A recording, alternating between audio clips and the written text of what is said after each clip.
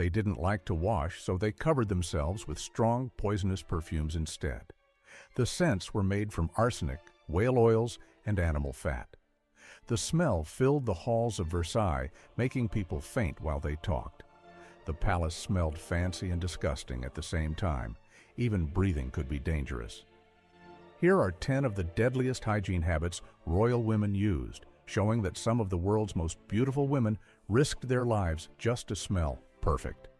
They brushed their skin with poison and dared to name it beauty. Power has always had a face, and in the 1500s, that face had to be white.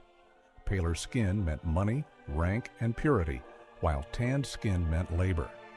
Royal women learned this early, therefore they followed the same rule generation after generation. If nature gave them color, they would bleach it away by hand. The most famous recipe for royal beauty mixed lead carbonate, vinegar, and water, known as Venetian ceruse. Queen Elizabeth I relied on it for decades to hide scars left by smallpox.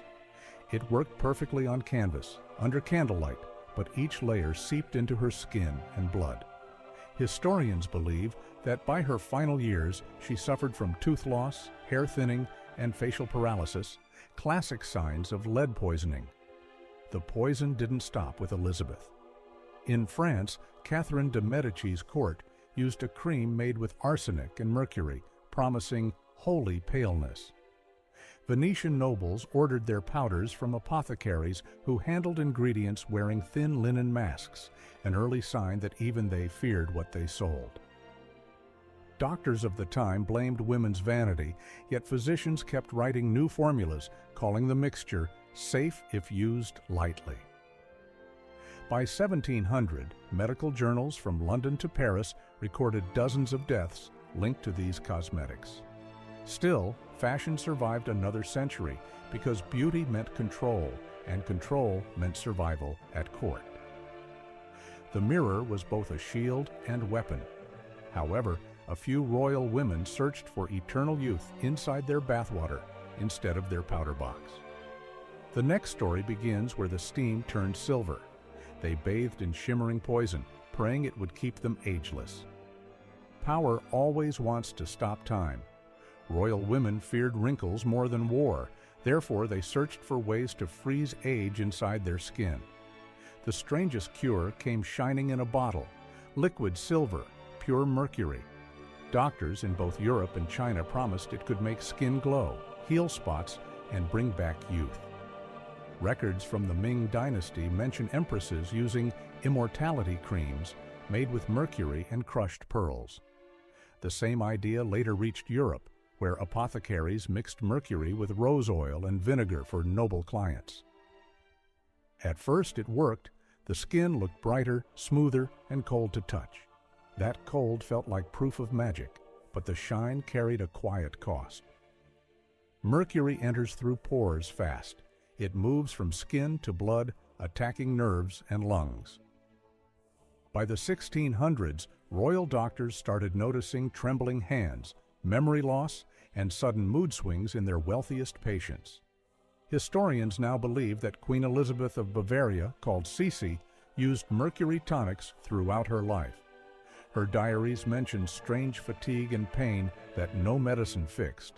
Even after deaths piled up, the belief refused to fade. Beauty meant power, and fear of losing beauty meant surrender. So they kept soaking, polishing, and praying that the glow stayed longer than the pain. However, when bodies began to shake and eyes dulled, alchemists offered a new miracle, gold that could heal everything. The next story begins with a cup that sparkled like sunlight and killed quietly in return. They drank gold, trusting it to fix all ills. The richer the court, the stranger the medicine. When mercury failed to save beauty, alchemists turned to gold. They melted it into powder, mixed it with wine, and called it liquid life.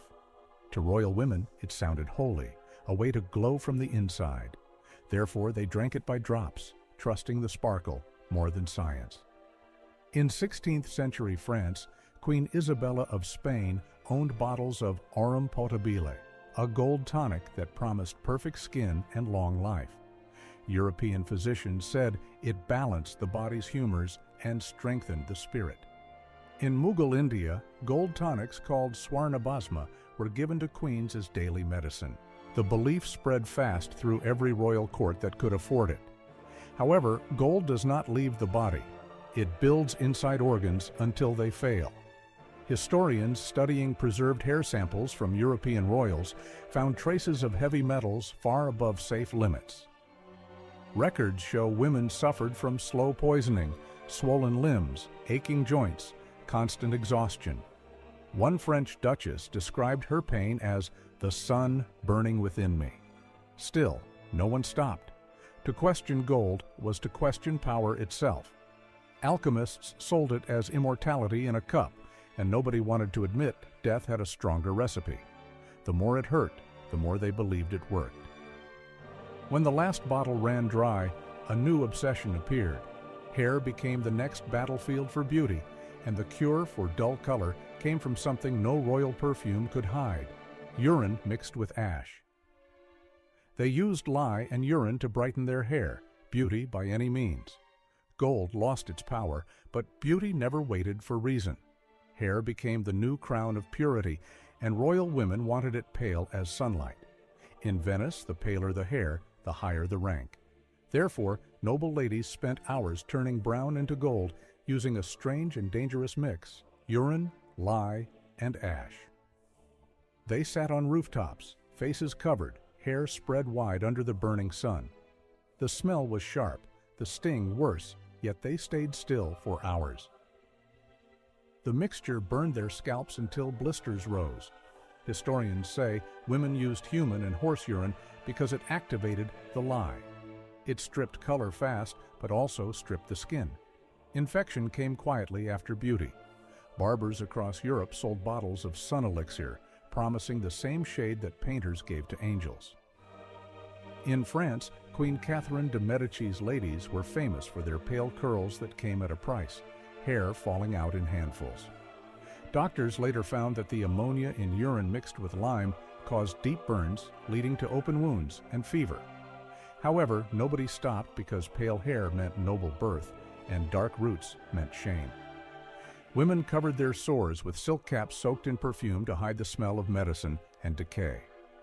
By the late 1700s, wigs replaced real hair, but they brought new dangers with them: perfumed powders made from arsenic and ambergris that filled entire rooms with poison. The next story moves into the world of royal perfume, where beauty finally met suffocation. They perfumed themselves with poison for the sake of beauty. Clean water stayed rare, so perfume became the new kind of soap. Royals covered every inch of skin with scent, therefore palaces smelled sweet even when no one dared to bathe. But inside those crystal bottles hid quiet poison: arsenic, mercury, and animal oils mixed with alcohol. The richer the scent, the deadlier the recipe. At Versailles, rooms were so heavy with perfume that visitors felt dizzy within minutes. Ladies carried silk handkerchiefs soaked in it, pressing them to their faces during conversation. The main ingredient, civet oil, came from glands of wild cats kept in dark cages. Mixed with ambergris and arsenic dust, it made a thick, warm smell that lasted for days and sickness that lasted longer. Perfume makers had no rules. They tested their creations on servants first, watching for fainting or skin burns. By 1750, doctors in Paris linked chronic coughs, migraines, and nerve spasms to scent vapors. Still, no royal court reduced their use. Smelling rich mattered more than breathing well. Queen Marie Antoinette spent a fortune on scent. Records show she ordered more than 60 bottles each month. She kept vials in her hair, gloves, even shoes. The palace staff joked that one spark could set the queen on fire. However, perfume didn't just cover smell, it covered decay. The next obsession would crush breath itself, when fashion demanded a waist thinner than truth and made the corset a weapon of beauty. They pulled the laces so tight, their bodies reshaped themselves. Fashion ruled harder than any king. Every royal woman wanted the perfect waist, thin enough to wrap 2 hands around. Therefore, corsets became their daily cage. Silk outside, steel inside. Each morning, maids pulled the strings tighter until breath turned shallow. The smaller the waist, the higher the status. In the Victorian age, women competed for the thinnest figure. Diaries from 1850 show girls measuring their waists before breakfast, writing numbers like 16 or 17 inches. Doctors soon noticed the cost. Tight lacing squeezed ribs inward, crushing lungs and stomach.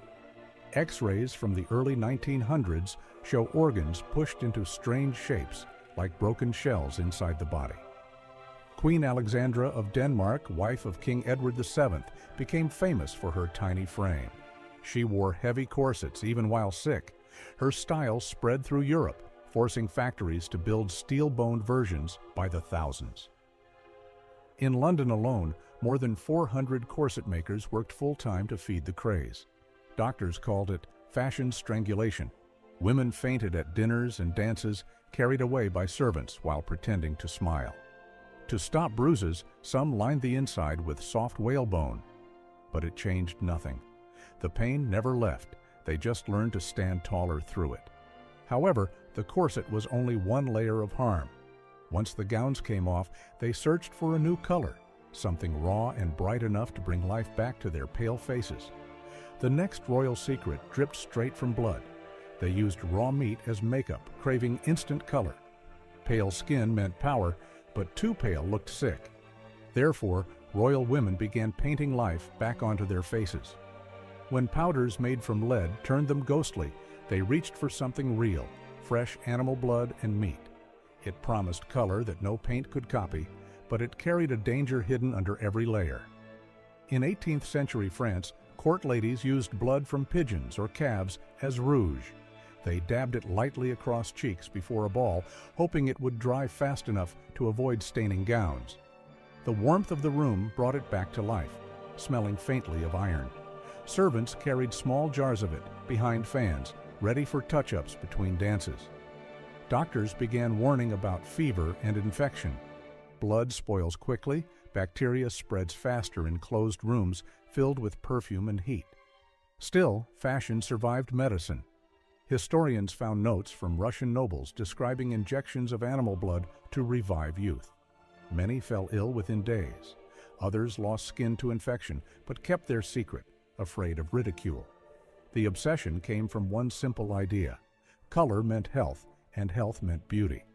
They didn't see the risk because their world valued appearance over breadth.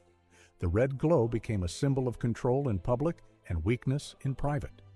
However, as medicine advanced, some women traded blood for science.